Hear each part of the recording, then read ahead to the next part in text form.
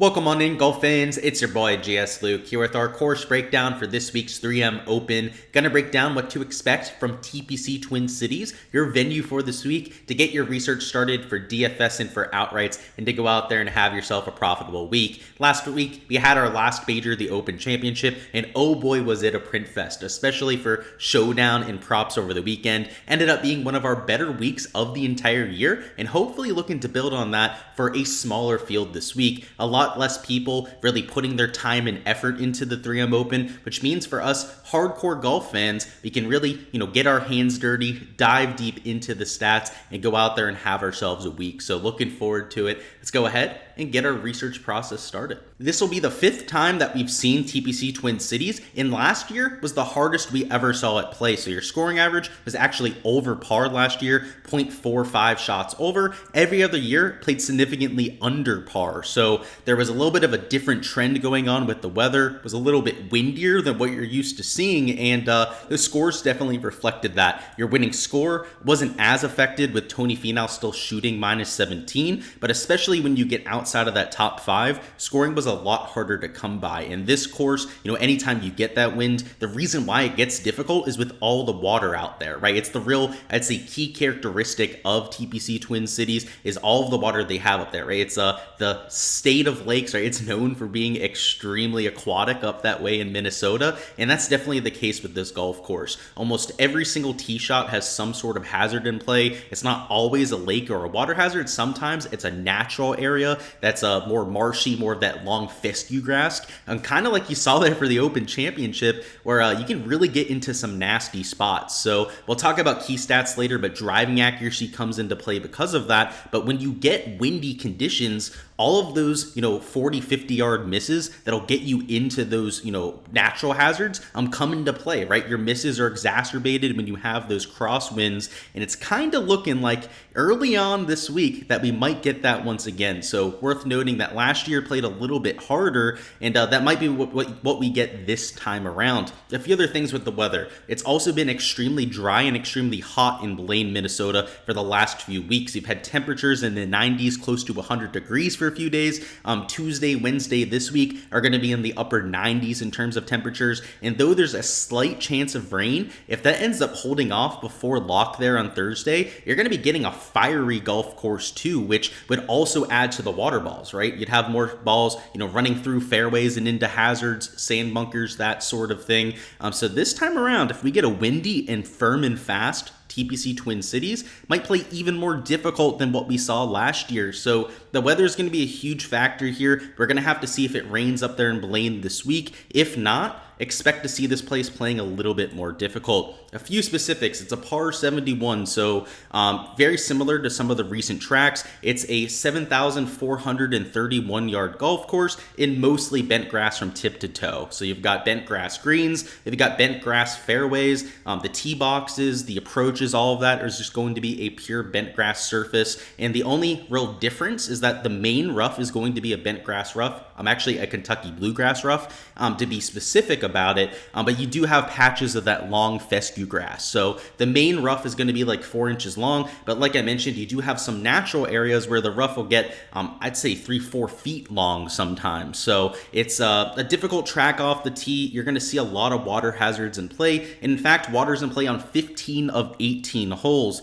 So in terms of your tee shots, it's going to come and play on a lot of those. But like I said, even without the water out there, you have plenty of these natural areas that act as a hazard of their own. So it's definitely a course with a lot of landmines. In terms of bunkers, there's 72, so I'd say right about average for the PGA Tour, in 27 water hazards. So there's 15 holes with water in play, but sometimes there's 2-3 water hazards per hole. I mean, it's just it's kind of like PGA National out there. It's actually one of our comp courses that we're going to go through.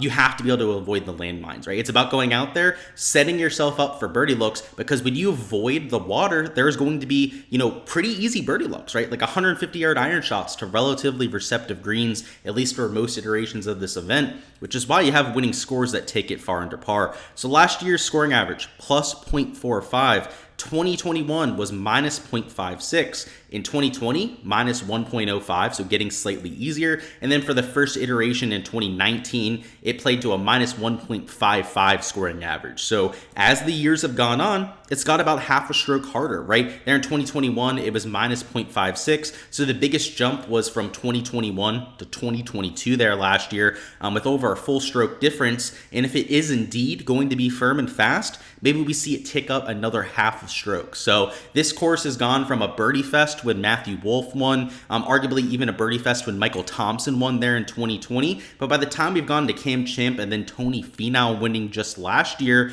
the identity has started to change. So we don't have a huge sample to go off of to begin with also the volatility in the winning scores.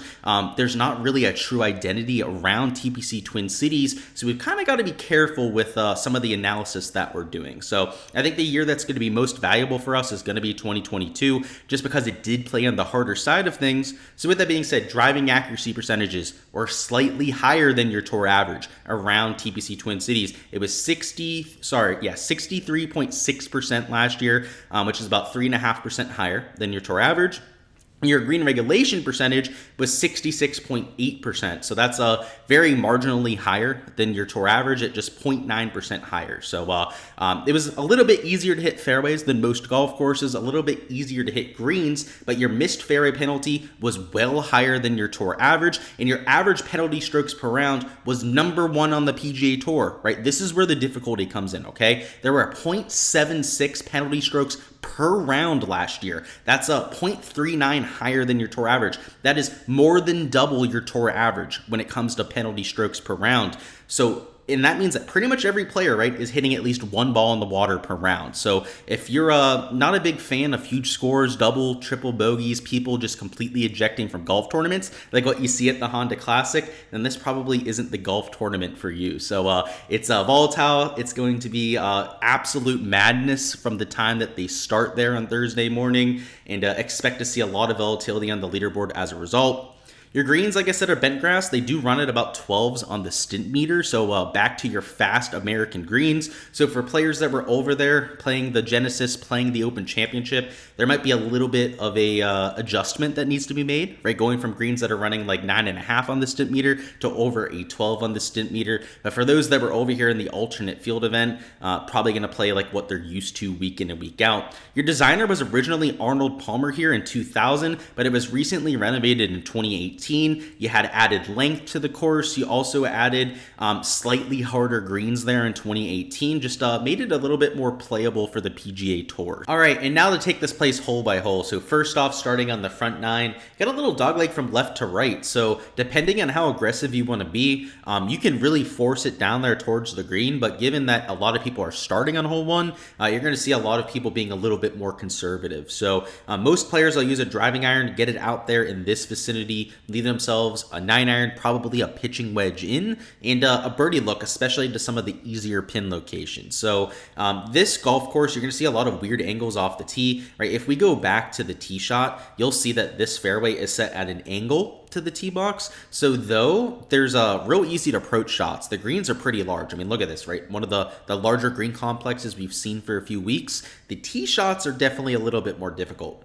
Hole 2 is 433. Once again, you've got water in play and an angled fairway. So you're starting to get a real trend going on here, right? I'm going to point it out as much as possible, but you have some fairway bunkers that can cause you problems. And then once again, a large flat green that especially to some of like the front pin locations or even the back pins, right, are really easy to access. Hole 3 is 548, so like 550 yards. Definitely reachable in 2 for everyone in the field. As long as you hit the short stuff here, you're getting it up near the green in 2 and having a birdie look.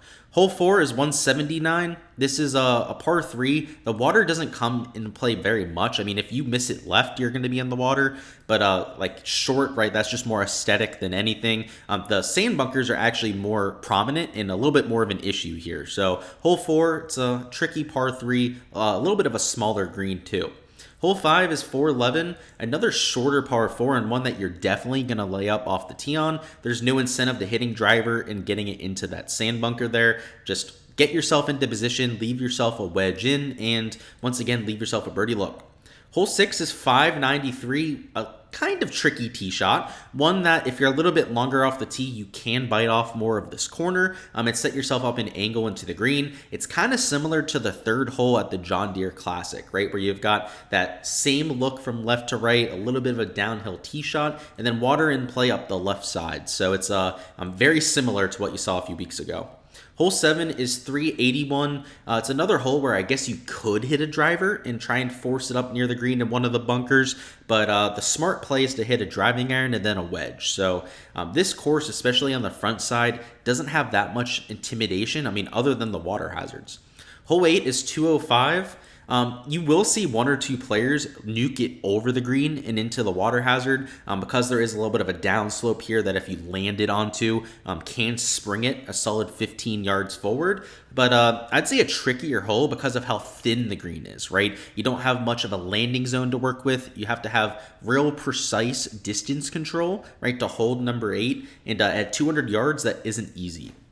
Hole 9 is 502, one of the harder holes on site because it's a par 4 and it's 500 yards, but also because of the water on the right side. So most players are just going to aim at the center of the green over here, this center left of the green complex, and just try and two-putt no matter what the pin location is. So yeah, hole number 9 is not a fun one, definitely a bogey hole. Hole 10, 374, another little pitch and putt par 4. So whether you're starting on the front or the back side, you're going to get that same kind of look. If anything, I think hole 10 might even be easier. Hole 11 is 470. So one of the harder holes, kind of like hole number 9, where it's a longer par 4. No water in play on this one, which is a little bit of a help, but definitely a longer par 4, which isn't as easy as a lot of other holes. Hole 12, little right to left action with this dog leg. It's reachable in 2 by pretty much the entire field, but once again, you've got to hit the fairway, right? The rough's like 4 inches long, so if you are in that, you are forced to lay up to this relatively wide landing zone, but most people should be able to get it up there. Hole 13 is 216.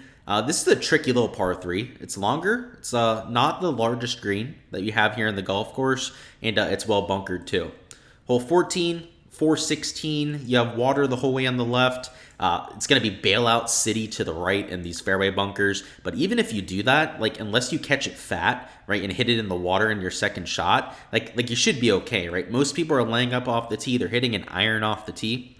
So even if you're a little bit further back, 250 off the tee or even 240, you have 160 yards in. It's an easy hole, right? Especially if you don't mess up off the tee.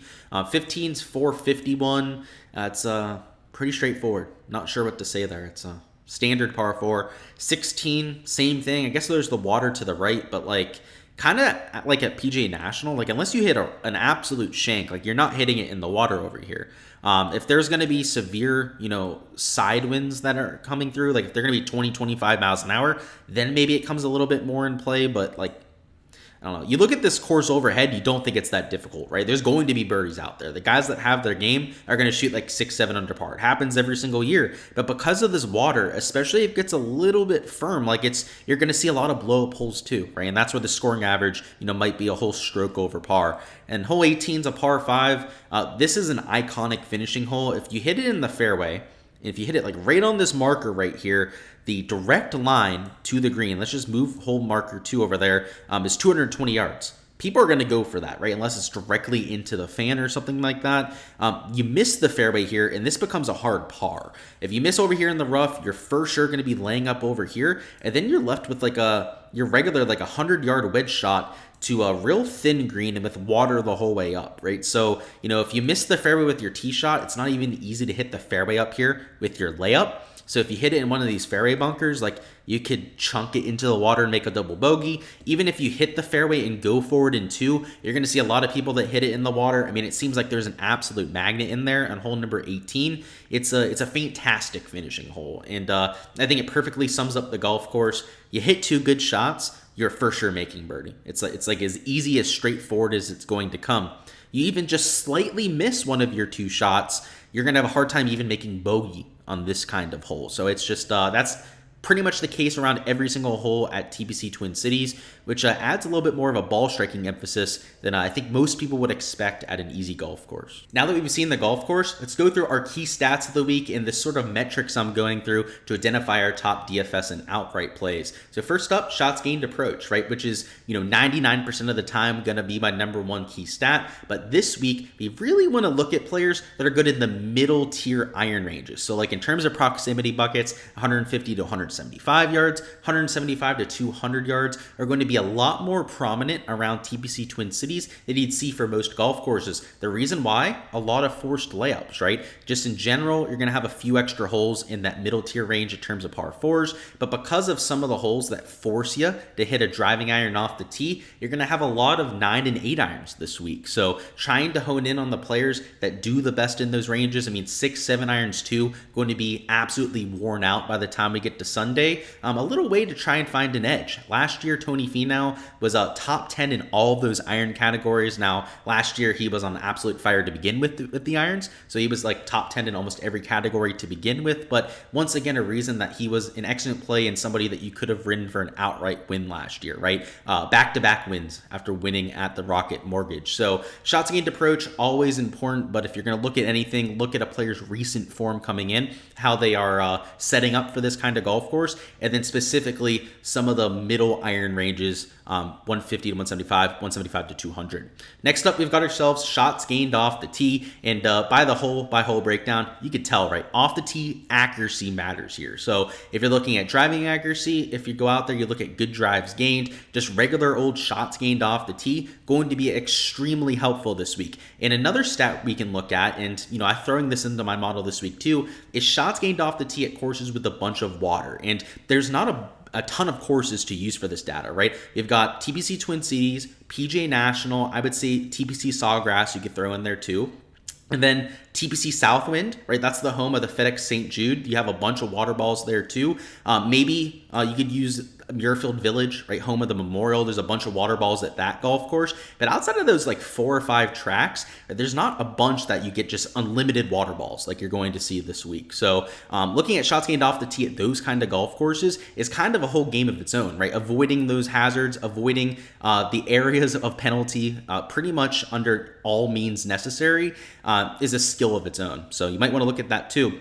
Lastly, we've got shots gained putting on bent grass greens. This is pretty much a given at any track, right? You want to look at putting on the surface of the week, and we've got ourselves some pure bent grass greens here in Blaine, Minnesota. So if you're going to look at putting stats, look at bent grass greens, look at some of your recent form coming in, and trying to find players that are due for a peak performance out there at the 3 Open. For your other key stats, par 5 scoring has been extremely important at this golf course. You can look at some comp courses, which we'll bring up here in just a few minutes. You can take a look at some par 4 scoring and some of the shorter par 4s, a lot of them in that 400 to 450 yard range. And if you're going to look at any other key stats, look at birdie or better percentage. A lot of the winners here have been more aggressive players on the PGA Tour, people that mix in a lot of bogeys with the birdies that they're making, right? With all the water balls out there, you're going to run into some sort of adversity, at some point during the week. It's being able to, make up for those with going out there and making birdies. So whether it's birdie or better percentage or maybe even the bounce back stat, which I don't usually mention here very often,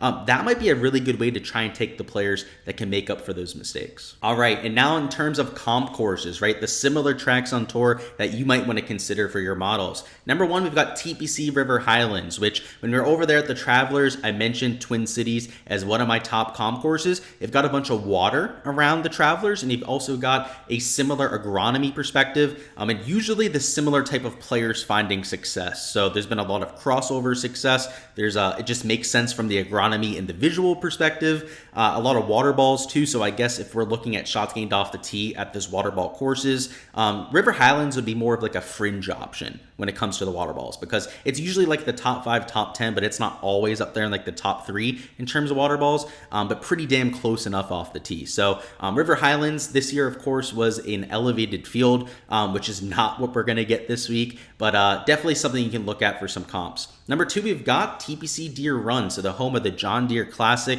It's a similar course with agronomy, right? Lots of bent grass, bluegrass, rough out there. And kind of like hole 3, a lot of similar shots, right? You've got a lot less water in play at the John Deere, but a lot of risk reward holes, a lot of natural areas, long fescue that can get you into trouble around that golf course too. And this year, right, it played maybe a little bit harder for a few rounds than what we are used to. So maybe that gives us a little bit of data to work with there too. But another track I'm using. And lastly, PJ National, the championship course. That, of course, was the home of the Honda Classic. Not sure what they're going to call the event next year or whether it's actually even going to be on the schedule. But yeah, that course, PJ National, we've seen it for dozens of years at this point. It's got a lot of water in play. It's got a lot of wind in play, which might be a huge factor for this week's golf tournament. And also a track where you've got to avoid all the ticking time bombs, right? You've got to keep it in play. You've got to miss at the right spots. And from the strategy standpoint, the modeling standpoint, a lot of crossover that can be had there too. Alrighty guys, that is all I've got for the course breakdown this week. I appreciate all the support here. Smash that like button on the way out and also comment down below what you've got as your winning score here. I'm going to think it's a little bit more difficult than usual with some of the firm and fast conditions, perhaps a little bit of wind coming through, and I'll take 15 under par, right? 2 shots worse than what Tony Finau got to last year. Someone is going to keep the ball in play, right? Someone's going to score with all of the wedges that you're going to have in hand, but I don't think it's going to get too far out of hand. But let me know your thoughts down below. Of course, a lot of it's going to come down to weather, but until next time, best of luck with those outrights, any DFS lineups you go with for this week. Stay tuned for all the content when it drops, including core plays this afternoon, our fades and sleepers, value plays. You guys know the deal. All, being capped off with our weekly live stream on Wednesday. That'll be at 7 p.m. Eastern time. Once again, it's a week for us sweaty tryhards out here to go out there and do our research, get our hands a little bit dirty, and hopefully we can make it one of our best weeks of the year. Until then, like I said, best of luck, and I'll catch you guys next time.